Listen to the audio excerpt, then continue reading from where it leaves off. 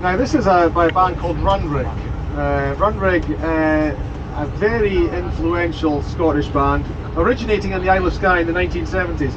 A bunch of local lads got together and formed what was initially a dance band.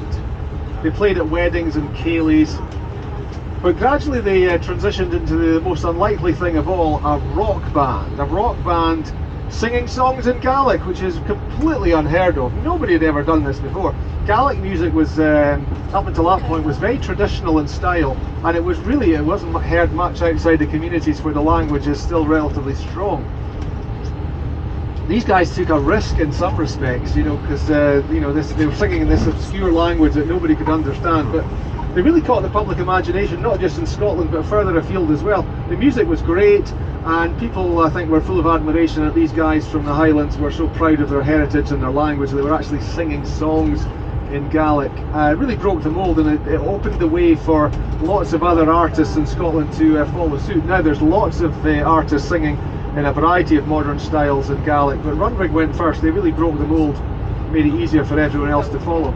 Runrig had one of their songs selected by Carlsberg, the international brewer from Denmark, as one of their cinema adverts. That was in the cinema, and they got one of their Gaelic songs into the UK Top 40 chart. That was the first time a Gaelic song had ever appeared in the UK charts. So they really were, they reached a huge audience. They were very popular in many European countries as well as here in the UK. They retired in 2018 after 45 years.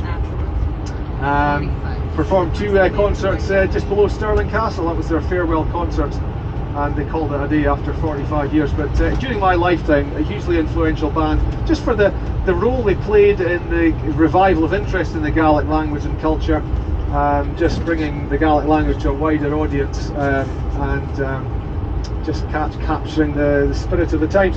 In 1991, Runrig played an outdoor concert on the banks of Loch Lomond, very close to where we were yesterday.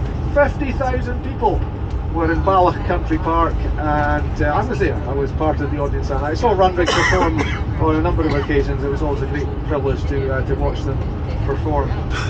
When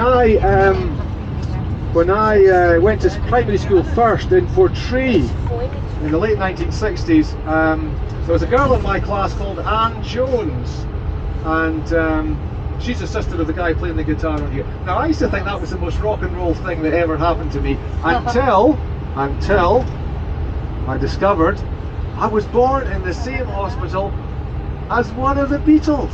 Wow. Yeah, exactly. Now that's a different story. I'll tell you more about that later. Anyway, this is the sound of Runrig. This is a lovely song. It's called Autumn in the Islands.